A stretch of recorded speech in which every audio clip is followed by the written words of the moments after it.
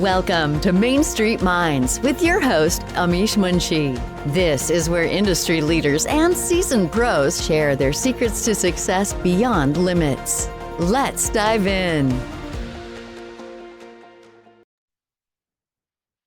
Hello and welcome to Main Street Minds. Today we have a very special guest, Barron Mcwright, with us and with McWright Property Management. He is in Jacksonville, Florida, one of the few places that I've visited multiple times and love being there. I did some work for Bank of America in my old days when I was I used to do tech work and loved being in in that region. For some reason, everything felt like completely new. And when I was speaking with Barron, I think now I'm able to understand why. So, without any further delay, let me open up the floor. Barron, introduce yourself and share all your secrets. Well, Amish, thank you very much. I appreciate it. In the state of Florida as a whole, everything is new construction. Yeah. We have lots of room, we have lots of space, and we have lots of land. So as we're moving through 2025, it's an interesting marketplace. Yeah, it's a unique situation to be in. Like I don't think I can even imagine what's going to happen. Uh, on one side, if the rates drop, there is still a lot of buyers. There is still a lot of people not having enough homes. Uh, Mhm. but on the flip side, there is even enough homes that might be coming available. So we don't know what's going to win. Is it the buyers? Is it the sellers? Is it going to be a balanced market? Are we going to have a true soft landing or a flurry of foreclosures? Like we don't know like if somebody had a crystal ball, I don't think that's going to be working right now. Yeah. Yeah. Well, and like you're on the West Coast, and so we get a lot of people that are moving from higher priced markets and they see Florida as much more affordable. And the Yeah, challenge is, you can't compare living in New York or, Washington State or California to living in Florida. You just can't do that. But when you come in with those money sources, you're an anomaly in the market. But yeah, that's what keeps a lot of our stuff going because we have an abundance of new construction. So what do? Well, I just sold my $1 million house in New York that's, 100 years old, and I'm gonna go yeah, buy a brand new construction house in Florida for $450,000. Well, to me, yeah, that's an amazing deal. yeah. It's a good But thing to have. but for local people, if you make $60,000 a year, that $400,000 house is expensive. Yeah, yeah, So we're getting a weird little rhythm. And then with remote work, some people are going back to work. I've got a customer, he's actually being sent home, and they're still encouraging to not be at the office. That's less common. But yeah, now you could be a remote worker on a New York salary and you could live in Pennsylvania. And now your money goes a lot further. yeah, exactly. And Jacksonville was one of the few markets where I think I saw a slowdown in especially West Coast and Southwest when the slowdown was happening. Florida was still being amazing place to invest. Prices were still rising. And only in last year, I think finally things have kind of slowed down or hopefully tapered. And I don't know what's happening, but I'm seeing more interest back in Northeast, like especially New York, New Jersey area. Like I'm seeing like more people like saying we are going back over there. Not sure why or how. Like what is causing it? I'm just not sure of that behind the scenes. What's making that transition? But like a lot of people actually move to Florida, but very few people. Like it's a great place to be, right? So very. Are you seeing more people actually transitioning back as well out of Florida? So, you had a frenzy of people, and you can say pretty confidently across the country in 2021 and 2022, we kind of peaked out. Yeah. And we haven't really seen a real pullback. Things have just kind of stayed kind of stagnant. Mm-hmm. And so, like all of these out of market buyers, they hear these great things about Florida. Well, Florida is hot 11 months out of the year. Yeah. We don't have a winter. We just have not hot for Yeah. like a month.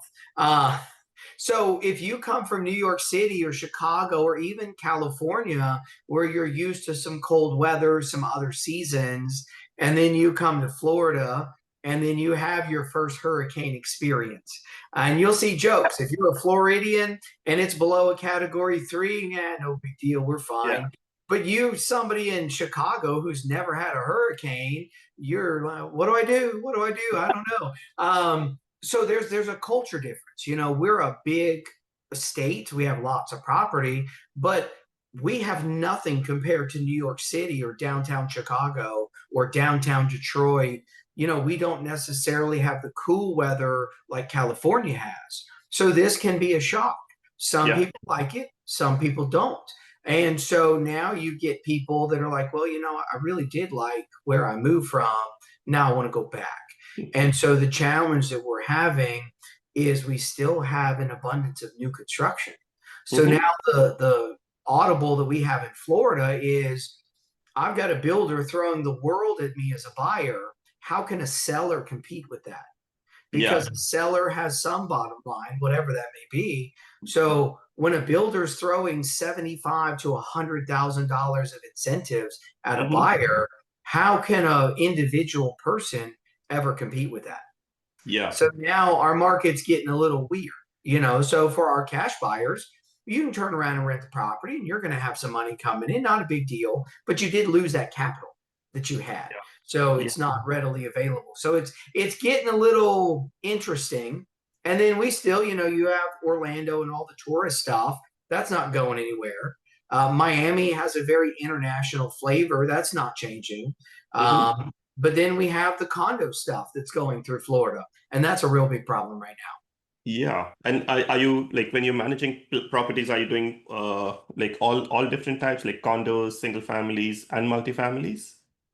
So at the moment, I'm in North Florida. You know, as the market is shifting, my plans are to expand throughout more parts of Florida. But Okay. at the moment, I'm in the northern part of Florida. And so for our market, we have lots of property. Hmm. So sometimes older properties don't always age very well Hmm. because the renovations get very expensive. And a Hmm. lot of times there's not very good returns on those properties. So Yeah. if you put a new roof on, if you have to do electrical, if you have to do plumbing, that's a necessary cost of business, but it Yeah. doesn't add value. And that's the challenge you get with these homes that can be a little out of date, Yeah. but yet we have a lot of them. We have lots of military bases throughout the state. And a lot of times these communities were built around a base, you know, or they were built around a shipping place or something. But as things have evolved, like in Jacksonville, our main port area moved to the north side of town. Well, it Hmm. was once in our downtown. Well, that really crippled our downtown when that was lost. But that Yeah. wasn't a positive thing for our downtown. That's why it left. Yeah. But you've got to deal with the fallout that came from doing that, you know, and that's where we're in a very weird transition. You know, in California, you'll see on HGTV where they do these renovations. They bought it for 100 grand, they sold it for 450. We don't have very many places in the state of Florida that could do that Yeah. because things are more subdivision oriented or location oriented. So you working in mortgages, when you talk about comparables, you know, if you're the only guy on the block that did a full renovation and everything else is not, there's nothing to support that value. You know, Yeah. so it gets kind of sticky. The condo market, we've had a lot of associations that were in a deficiency. And Hmm. because of that tragic event we had in South Florida a couple years ago, it really opened up Florida legislature to, hey, wait a minute, we have a problem here. These boards are making decisions and they don't have enough oversight. So it was a good decision, but Hmm. now these condo fees have doubled and tripled. Hmm. So you've created this huge expense that the reason they were being kicked off and pushed out was because people didn't have the money to fix it. Hmm. Now it's being forced to fix, and a lot of people now cannot afford these condos. Yeah. And so you're seeing a wave of stuff. So our small multifamily Hmm. is typically older properties, which Yeah. still runs into that problem. Yeah. But you drive around, if you've got an investor that has some money, we can build apartments. If you go full blown apartment with amenity center and staff, you can build an apartment at about $200,000 a door. So Wow. if you want to go 100, 200 units and you've got the pocketbook to do that, you can get in with 20% down and build a brand new apartment complex as big as you want at about $200,000 a door. Yeah. which is not a bad entry point. You know, Yeah. but most people don't have that kind of money. So then the guy who maybe wants a 10-unit property, well, the challenge is there's not a lot of those available Hmm. because that's just not a trend we've had. So there is opportunity if you've got the resources to build it new. And Hmm. now you could have your own small multifamily property that's Hmm. more modern and more to the market. But most of what we're seeing is single family. And in Hmm. our state, it's the unintended investors who Hmm. bought the house for one reason or another. Maybe they have a lot of equity, maybe they have very little, but their life has changed. Now they need to move, and now they're realizing they can't sell. Hmm. And so they're looking for options. Yeah. And that just changes people's perspective. Yeah, yeah. So if what are you telling both your buyers, sellers, and your existing investors, uh, what should they be buying, or who should be selling their assets, or maintaining it for with good property management long term being a good investment? Right. And that's an hour conversation just in that one I question. know. But the short version is it depends. That's Yeah. that's the easiest way to say. There are good opportunities for purchase Mm-hmm. for both owners and investors. A big market that has been untouched for a long time is the VA assumptions, and even Mm-hmm. some FHAs are assumable. Now, for 20 years, we've had no reason to do that. But if your interest rate is going to put you at a 6.5% interest rate, but I have an assumable loan at 3.5%, Yeah. might it make sense to do that? Absolutely. There Yeah. could be a possibility. And that Mm-hmm. can work for investors and owner occupants. And, Yeah. that's a market we haven't touched since the 80s that Yeah. people were doing stuff like that. So it's a newer territory for a lot of people because they've simply never had to do it. So Mm-hmm. there is some opportunity there. And if you have a loan that has 3 to 5 years already in it, you as a lender, what happens to the remaining life on the loan on an assumption? It it just shrinks, right? It just stays the same. Exactly. So Yeah. instead of a new 30-year mortgage, you're coming into a 25 or a 27-year mortgage, which only saves you a couple years of interest, which is a fantastic opportunity. Yeah. So then pivoting, when I meet with a customer, sometimes the question is, can I sell? Well, it Mm-hmm. depends, maybe, maybe not. But if you can't, I was active when the market peaked in 2006, Mm-hmm. and I was a property manager as the market started to turn. And a lot of my customers saw they bought at the peak of the market. And for 10, 12, 15 years, they bore the weight of this burden. That's what they looked at it as. Yeah. So by the time 2017, 18, 19 came around, what do you think their desire was for the property? They probably want either I'm making assumptions here because I haven't experienced it, but I think it would go two ways. Either they just got acquainted saying this is the way things are going to be. Uh, they just settled down saying this is it, like I'm getting some monthly cash flow, or they were like, I'm just done. Like if I can sell it, let me just get out of it. And that is what most of them did. They Yeah. said, this has been a burden for too long. Barron, I just want to be done. Yeah. But as we look back in history, what happened in 2021? It just went through the roof, and it probably Jackson will continue to increase till 2024 almost, right? Late Yes, 2023, early right. 2024. So, and here's when you look at holding a property. Residential real estate historically does not generate a lot of monthly cash flow, Yeah. but it does create value. So for every one of those customers previously that did sell, they took the weight and the burden and all the challenges for all that time, but they sold short of the market. Now, we had no way of knowing that that Yeah. anomaly would happen, but they Yeah. sold too soon. And so today, we don't know what's going to happen tomorrow. We can hypothesize and talk all day long, but the bottom line is we don't know. But yet, what we do know in real estate is if you keep this as a rental, and Mhm. even if you have a contribution on a monthly basis, Yeah. eventually that mortgage will be paid for. Yeah. So if you bought a house at no matter what price you bought it for, Yeah. if your renters paid 60 to 75% of your mortgage and you got it paid off, Hmm. can you lose in that scenario? It's tough. Like you'll be getting something back when you sell it. Right. Yeah. Right. You can never lose. If the Yeah. tenant paid 60 to 75% of your mortgage and Hmm. you just keep it, you will never lose. Now, as Yeah. we look back in, real estate history, real estate has always gone up over time. But like the stock market, we have our ups and our downs. So when you compare just 2006, where we peaked last time, and 2021, let's just take that window. If you bought in 2005, you bought at a peak. Yeah. 2012 was our bottom, and 2021 was kind of our peak. So if Hmm. you had simply held on to that property, as we look back, by 2015, we were approaching the levels of 2006. And a Hmm. lot of people could walk away, and they did.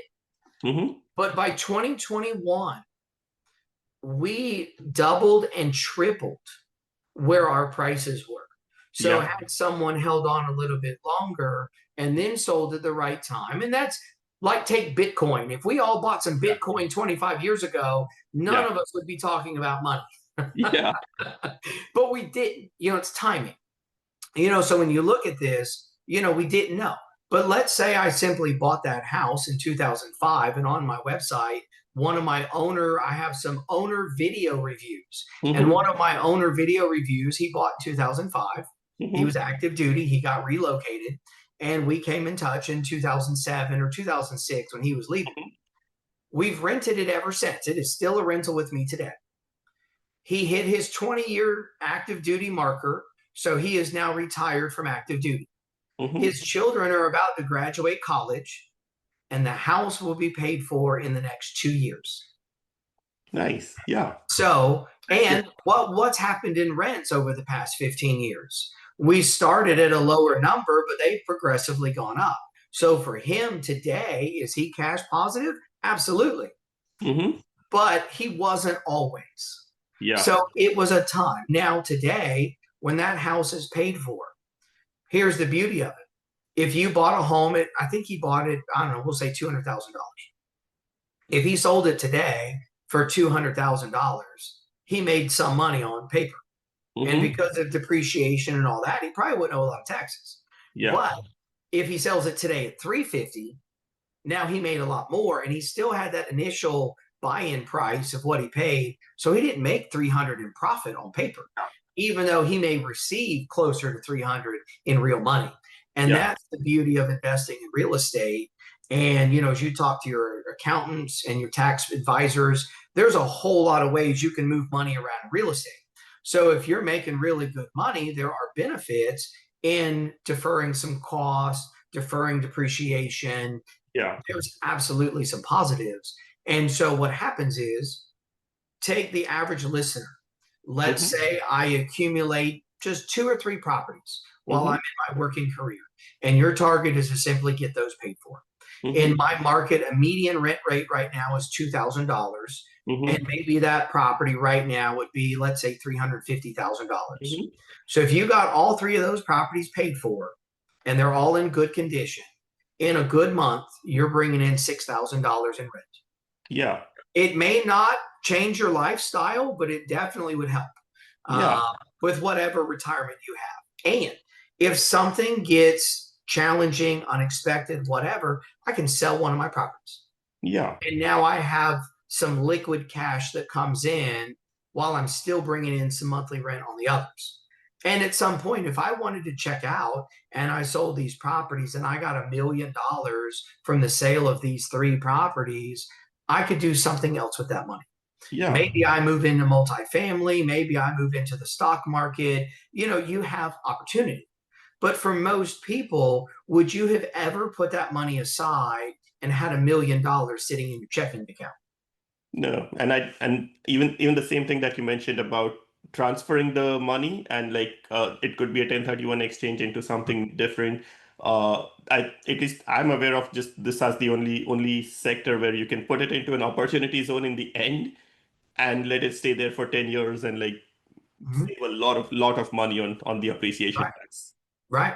Well, then, you throw in 1031s, then again, that's a whole nother conversation. But take my three houses, say I made $1 million. Well, once you move into the commercial arena, if I can put down 20 or 25%, they will fund me whatever I want as long as Yeah, it meets what it needs to. So that $1 million could now turn into a $4 or $5 million product yeah, that maybe now I have 25 or 30 units on the property. Well, now that property is going to have a much better cash flow yeah. because now we can centralize maintenance and stuff. So Hmm. multifamily is a very different animal than single family. Even Right. though the rules may be the same, it's Yeah. just a different execution. But that opens up very different doors than a Hmm. single family property. And that's where, tons of people online, real estate can be an amazing investment. Yeah. However, it's perspective. I It's need to make sure that I know what I'm getting into yeah. because there's other guys that say, Yeah. oh, well, I did creative financing and I've got 300 properties in somebody else's name. Yeah, technically you can do that, but it's not as easy as you think it is to do something like that. Yeah. Whereas this, you're clean, you're above board. These are your properties. Nobody can tell you what to do. Having partners, a good lender, a good property manager, those are important in real estate investing. Yeah. Followed by a good insurance agent. That would also be a good one. Yeah. But we can have a team together, and depending on you, your details may be different than the gentleman or the lady next to you, and there is a little bit of variety. Yeah. But key is when we're all working on the same page, there's Hmm. a lot of opportunity. Yeah. Even if you buy today, Yeah. even if you pay at a premium, that's okay because 15 or 20 years from now, the house will be worth more money. Hmm. Yeah. If I always keep telling all my anybody that asks me for advising, the time to buy a house is if you are going to sustain it for 5 or 10 years, and you'd really need it. Like the right question is asking yourself, like, why are you investing? And you being truthful to yourself, why are you investing? Don't just invest because everybody else is doing it. Right. Right. Well, and Yeah. like you say, with buying a house, let's say I have young children and I want a swimming pool and I want everybody to come at our house so I can keep an eye on the children. Yeah. If that's your preference, buying a house with a pool and even building a pool. And we know building a pool is always going to be the premium price. But if Hmm. you build what you want and you enjoy it, that is your return. Hmm. But as a real estate property in the future, it will still maintain a value. Now, Hmm. will I encourage investors to go out and buy a bunch of pool homes? Absolutely not. Hmm. That's just extra maintenance that's avoidable. But yet, that can be a good rental. So Hmm. if you bought it and then you called me up and said, hey, Barron, I'm moving to Texas. I've got this beautiful pool home in the middle of Los Angeles that has a beautiful view. Could we rent it? Absolutely. But Yeah. would I have advised you to buy that as a rental? Probably not. Yeah. Uh, but that's the beauty of real estate. There is always somebody looking to rent your property, no Hmm. matter what it may be, Yeah. Yeah. and it will always have a value. Yeah. So, you think of Los Angeles, if your parents had bought a property 45 years ago in Los Angeles, today they'd be sitting on a huge amount of equity Yeah. because of location, and that's that value over time will always go up.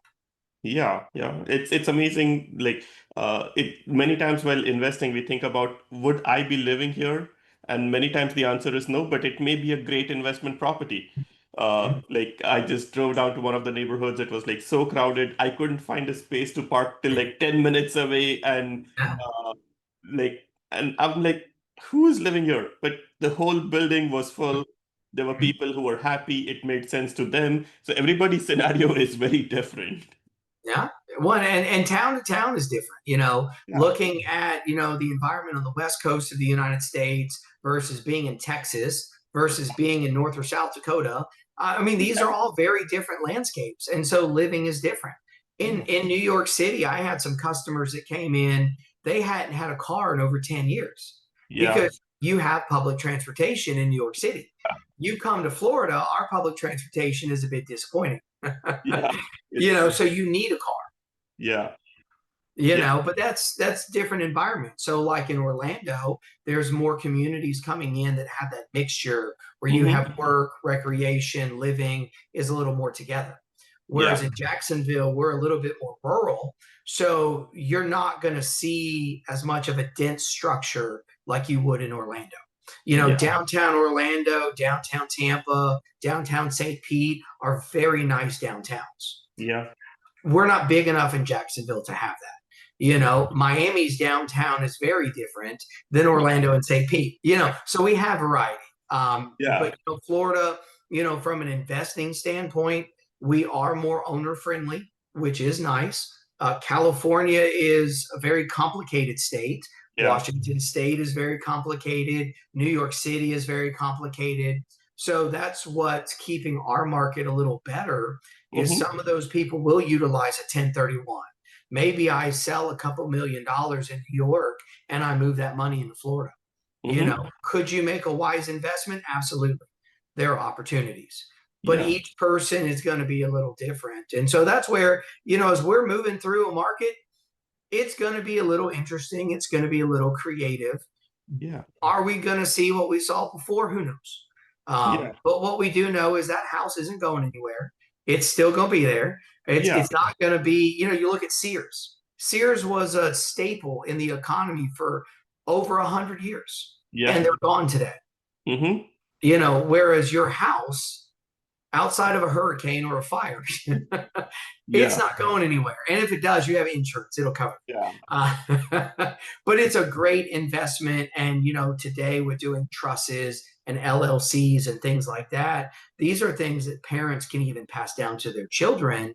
And then the idea of selling isn't even a question anymore. So it doesn't matter what the market's doing because we're not selling this anyway.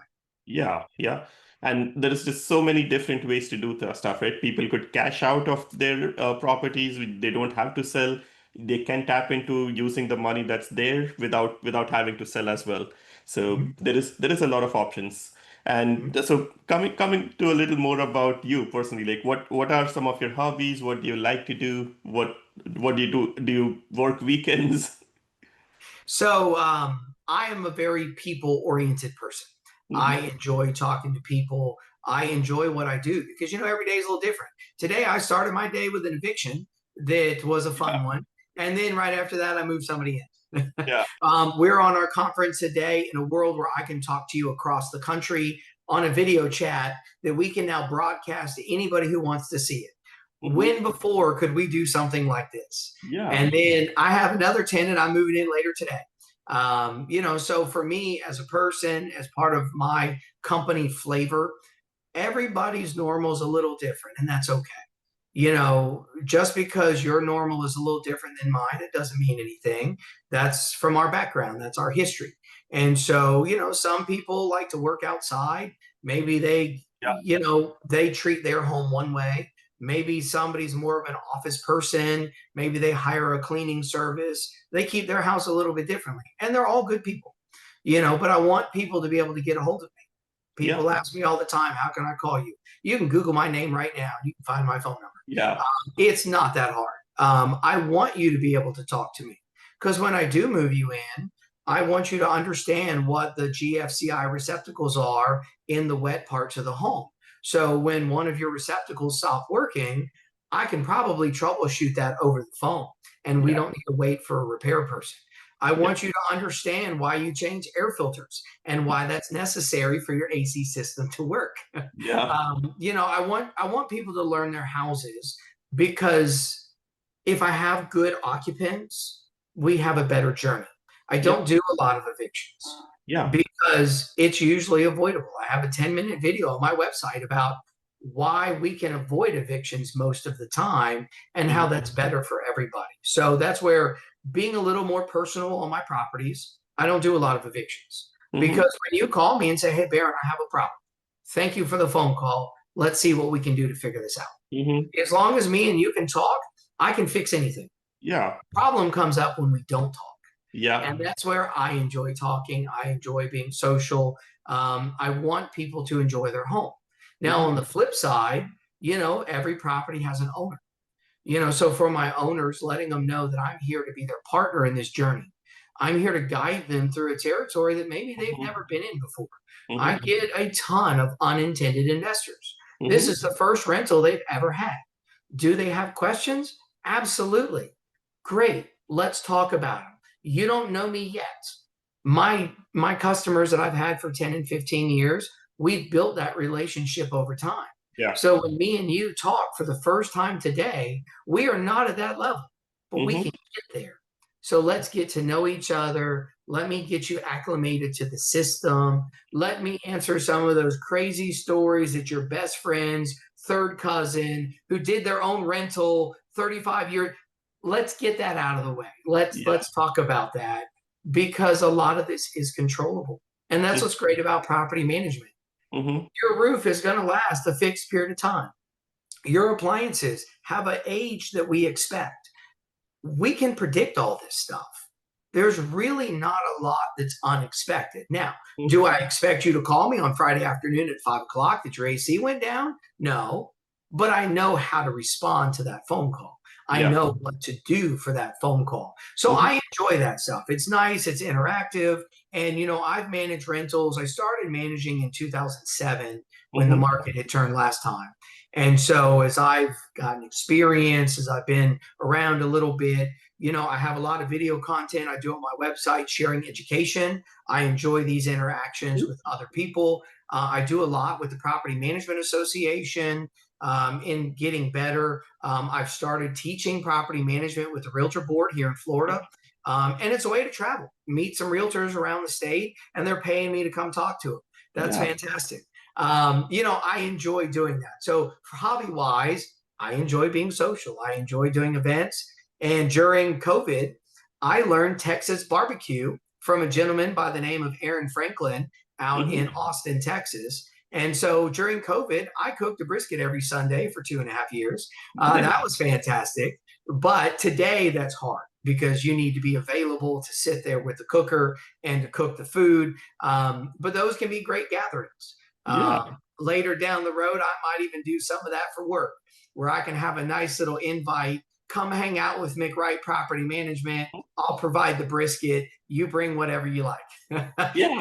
it's a great way to get together, to talk to people, Yeah. and have some fun time and share what's going on. You're a lender. You're dealing with buyers and sellers. A lot of times when it comes to property management, your involvement's kind of already passed. Yeah. But when the rates start coming down, of which they might right now, these are the times where you can really cut your costs. And What if you take that 30-year mortgage that was at 7% and you bring it down to a 15-year mortgage at 4.5? yeah. That will definitely save you a lot of money if you can do Yeah. it. Yeah, and it's amazing like how many people I deal with. They're not aware of the available options. Even like somebody was stuck on 20 properties financed under their name, their wife's name, their daughter's name, Right. and then they were like, okay, I everything else they were buying was all cash, and I was like, there are plenty of other financing options. Right. Don't Right. don't stress out Right. about Right. money. But that's a good question. A lot of people don't know that. So, Yeah, what's the rule with a conventional conforming loan? How many loans can an individual have? up to 10. Up to 10. Yeah, So, all these gurus online that have hundreds of properties, they're not using regular conforming financing yeah. but And there's options. there are other options which are actually even better. There is Right. less paperwork, less Right. things to deal with, much more easier to qualify, and Right. and like they all go under the entity names instead of individual names. Right. Yeah. Because now you're getting into more of a commercial product. And Yeah, now it's about the business, not the person. yeah, And that changes everything. yeah. You And know, every conventional loan, even if you put it under the LLC, it needs to close in an individual's name, and that exposes them to certain liabilities. right. Exactly. And that's where, going through education, like I said, we've got a shifting market. We don't know what it is going to be until we get there. Yeah. But being prepared, if I can come to you and say, hey, I've got 15 properties I need to put in a portfolio loan, what are my options? Well, Hmm. knowing who I can go to do that is incredibly important Hmm. because maybe there are some really good buying opportunities coming. Maybe they're here right now. but having the right players is very important. The business end of property management, I can own properties all over the country and I could be a successful investor. But in Mm-hmm. order to do that, I need the right players on my team, Mm-hmm. because without that, that would be a catastrophe. Mm-hmm. Yeah. you It, know, yeah, and many people are worried about investing in real estate because they are like, who is going to deal with the tenants and everything that gets involved with it? And that's where I think working with good professionals like Barron makes a very big difference. It's just like any other industry, right? You can meet with a bad dentist versus a good dentist, a good physician versus a bad yeah, physician. yeah, Work with good reputed right, professionals right. like Barron, and it's going to be just fine. Yeah. Well, that's one of the jokes. Who's going to Groupon to get the plastic surgeon coupon? Yeah, Who's going to Groupon to get the deal on the dentist who's going to do a root canal? yeah, Generally you laugh. You're like, I'm not going to do that. What yeah. happens when they mess up? Property management, and a lot of people get a little startled about this, but in the world of property management, as an owner and as a manager, we have unlimited liability. Yeah. Now that's scary, but as long as things are done properly, it doesn't need to get there. But Hmm. when it does get there is, older homes fall under lead-based paint guidelines. Those fines can be astronomical by cutting corners, and an Hmm. owner is not exempt from doing that. Owners can pull permits all day long, but when the owner makes mistakes, now that work costs money. Or if they didn't pull a permit and now insurance is like, well, I don't see a permit, you're going to have to redo it. Now you're going to have to hire a professional.